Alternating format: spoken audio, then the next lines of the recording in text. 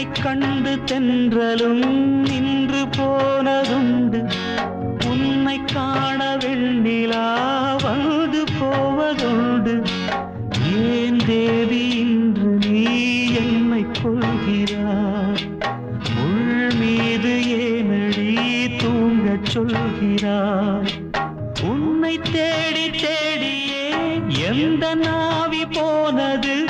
கூடுதானே இங்கு பாடுது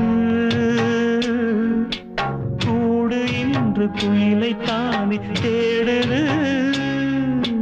நான் பாடும் மௌன ராகம் கேட்கவில்லையா